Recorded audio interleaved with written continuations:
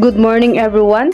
The next topic, layout and composition, are the foundation of effective design. First, layout is the organized placement of elements like text, image, and graphics within a space.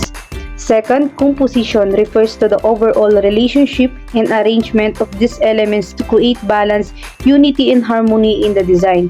When you say layout and composition are the basic of good design, they determine how elements are arranged on a page, which affect how clearly and effectively the message is delivered. Next, key principle of layout and composition. First, balance, achieving visual stability by distributing elements evenly or dynamically balanced across the layout. Second, alignments, arrange elements along common edge or axis proximity, grouping related items together. Repetition, using consistent visual elements to create unity and reinforce branding. Construct, highlighting difference in color, size, shape, or texture. White space, leaving empty areas in the design to give hierarchy, organizing elements to show their order. Next, there are two types of white space. First, micro white space, means space between paragraphs, lines, menu items, or other elements in a design composition. Second, macro white space, large space between contents and elements. Next, to create effective design, first, start with a clear message by understanding what you want to communicate in who you are audience. Second, sketch rough drafts to explore layout ideas before finalize. Use grind and guides to maintain alignment and consistency, especially in complex design. Apply design principles such balance, alignment, proximity, repetition, construct white space. Last, review and refine the design by checking the message is clear. Next, common mistake to avoid cluttered design. Overcoding the layout with too many elements can confuse the viewer. Poor alignment, random placement of elements makes the design look unprofessional. Lack of hierarchy of if everything looks equally important, viewers won't know where to look first. Next, photo imaging and post-processing are key to modern visual communication. Photo imaging involves capturing, storing, editing, and sharing digital photos. Second, it includes both shooting in digital devices like cameras, smartphone, enhancing imaging using editing software.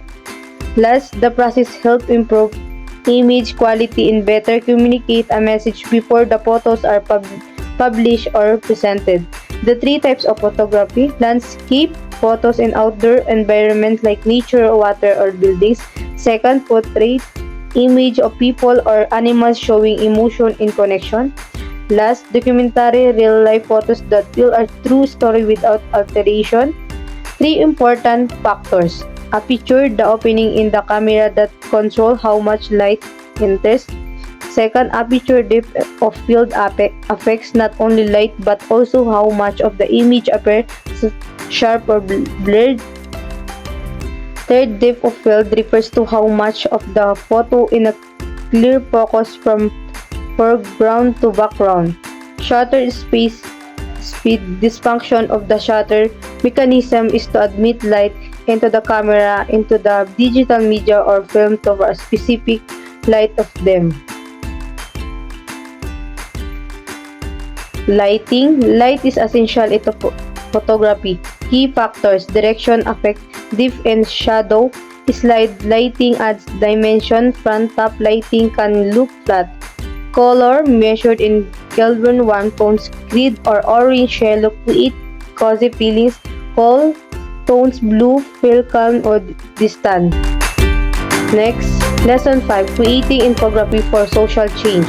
Infography combine data design and storytelling to simplify complex issues. They are powerful tools for educating, inspiring action, and influence change on topics like climate, health, gender equality, and human rights. What is the infography? Why used for social change? Infography, a visual tool that combine image, charts, or brief text to present information clearly and quickly. Purpose: for social change, grabs attention, communicates, keep message effectively, create impact and is easy to share, ideal for campaign education and raising awareness.